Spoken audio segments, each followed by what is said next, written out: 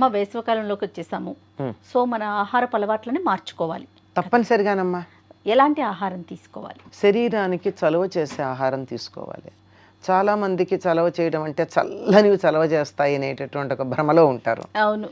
Ice క్రీములు, ice water అని కాదమ్మా. శరీరానికి చలవ చేసే ఆహారాలు వేరుగానే ఉంటాయి. ఎక్కువగా చెమట పట్టి శరీరంలో ఉన్నటువంటి లవణాలన్నీ కోల్పోతాం గనక తప్పనిసరిగా ఉప్పు పులుపు ఎక్కువ ఉన్న పదార్థాలు తీసుకోవాల్సినటువంటి అవసరం ఉంటుంది. ప్రకృతి కూడా మనకు అటువంటివే ఇస్తుంది.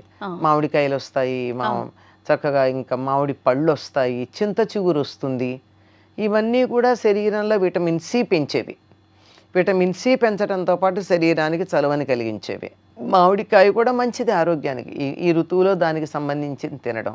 ఇంకా చైత్రామలకం అని చెప్పి చైత్రమాసం వచ్చేటప్పటికల్లా బాగా పండిన పసుపు రంగులో పండి బంగారు రంగులో ఉండే ఉసిరికాయలు వస్తాయి. ఇవన్నీ కూడా ఆరోగ్యానికి చాలా మంచివి. వీటన్నిటిని స్వీకరించడం చాలా అవసరం. వీలైనంత వరకు మంచినీళ్ళు తాగుతూ ఉండాలి. ఈ మంచినీళ్ళు కూడా ఫ్రిడ్జ్లోవి కాదమ్మా, కుండలో. ఇది రాగి బిందె చాలా శ్రేష్టమని అందరూ ఈ మధ్య రాగి బిందెలు వాడుతున్నారు. వేసంకాలం వచ్చింది, ఇంకా రాగి బిందెలు పక్కన పెట్టి కుండలు తీసుకోవాలి. ఓకే, మట్టి కుండ. మట్టి కుండ తీసుకుంటే మట్టి కుండలో ఉన్న నీళ్లు మన శరీరానికి చక్కగా తగినటువంటి ఉష్ణాన్ని కలిగిస్తాయి. అందువల్ల రాగితో కాకుండా మట్టి కుండల్లో ఉన్న నీళ్లు, దాని మీద మట్టి మూకుడు పెట్టడం చాలా ప్రధానం. అది మర్చిపోతూ ఉంటాం మనం. మూత కూడా మట్టి మూకుడే పెడతాం, దాని బదులు వేరే ప్లేట్లు అవి పెడుతూ ఉంటాం. కానీ కాకపోతే తొందరగా ఆ తీసి పెట్టడాల్లో మూకుళ్ళు పడిపోయి చేస్తాం. కానీ అవి తీసుకుంటూ ఉండడం చాలా మంచిది. తర్వాత శరీరానికి వేడి చేసే కాఫీ టీలు వీలైతే మానడం మంచిదమ్మా. చాలామంది మానలేరు, కానీ తగ్గించండి. మానలేనప్పుడు తగ్గించటం ప్రధానం. దాని బదులు వేడివేడిగా ఏమన్నా తాగాలంటే రాగిజావ ఉండనే ఉంది కదా, అంతే. ఇంకా శరీరానికి చలవ చేయాలంటే సబ్జా గింజలు. ఈ మధ్య చియా సీడ్స్ అంటున్నారు, రెండు ఒకటే దరిదాపుల్లో.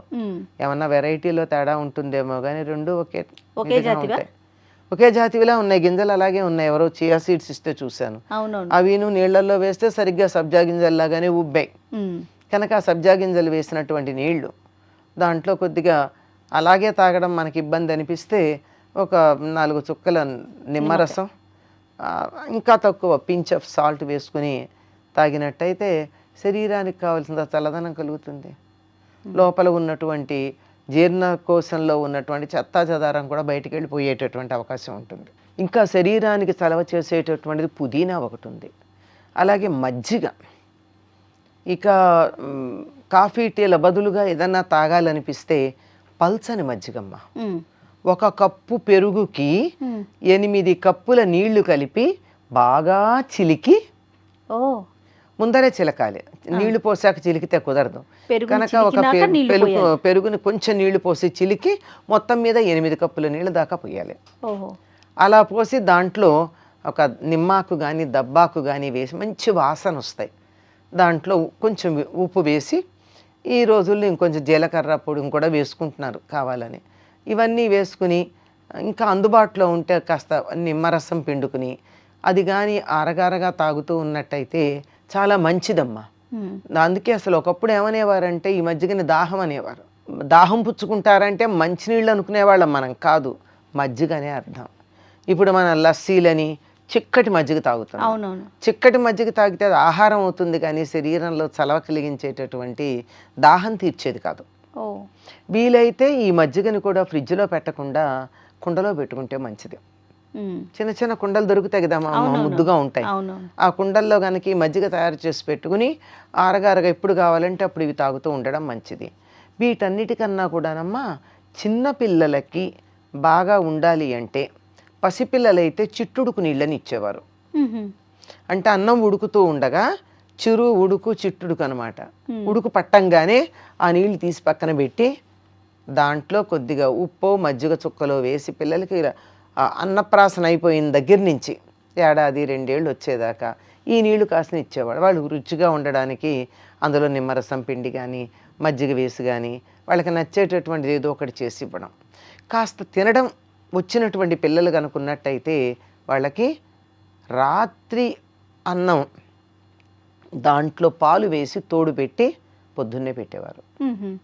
అన్నంలోనే అంటే తోడు వేసేసి పాలు కలిపేసి అన్నంలో పాలు వేయాలి. అమ్మ అన్నం ఒక కప్పుడు తీసుకున్నామమ్మా, తీసుకుని ఆ కప్పుడు కొంచెం పెద్ద పాత్రలో తీసుకుని కప్పుడు కన్నా ఆ అన్నం నిండేదాకా పాలు పోయాలి.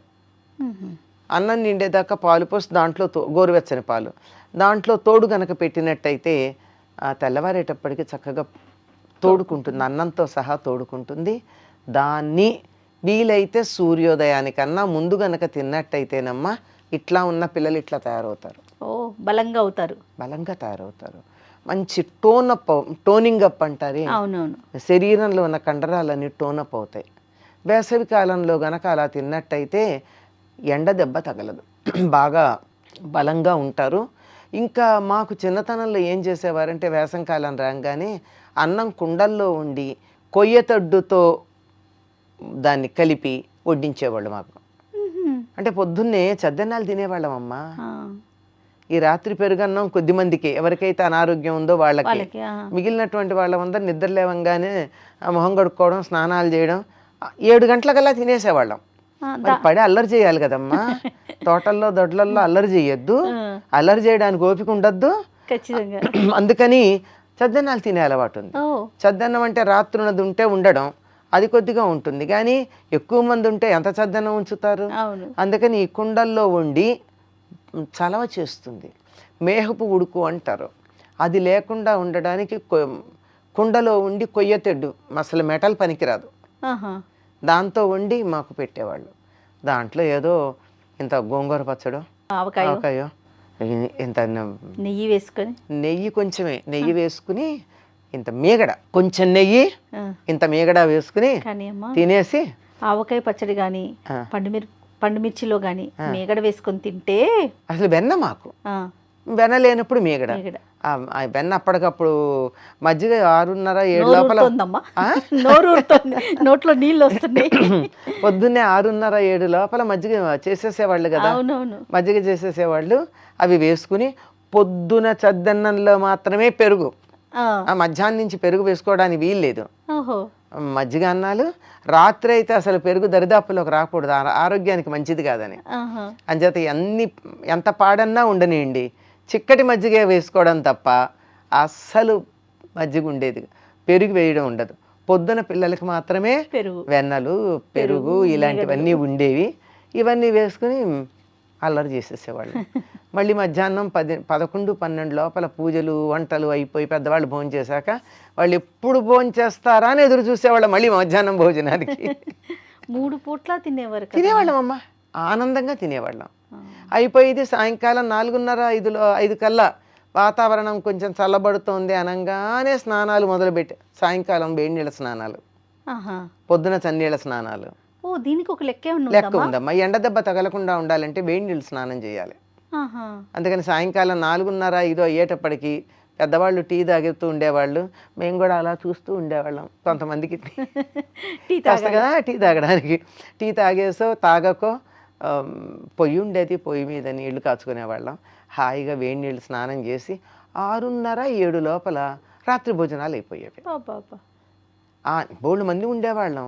అందరం 6 బయట మంచాలు వేసుకుని పడుకుని ఆ నక్షత్రాలని చంద్రుడిని చూసుకుంటూ కబుర్లు చెప్పుకుంటూ ఎన్నో కబుర్లు, కథలు, కాలక్షేపాలు, కాకరకాయలన్నీ జరిగేవి. అంటే వాతావరణాన్ని బట్టి, పరిస్థితులను బట్టి కూడా మన ఆహారపు అలవాట్లు ఉండేవి, మార్చుకోవాలి. ఇప్పుడు ఇదే ఆహారాన్ని మనం స్కూల్ తెరిచాక చేస్తాము వింటర్లో అన్నది చెప్పలేదు. వింటర్ అయితే మళ్ళీ రాగి బిందెల్లో నీళ్లు, వేసంకాలం అయినట్టయితే కుండల్లో నీళ్లు, అంతే కదా, తేడా ఉంటుంది.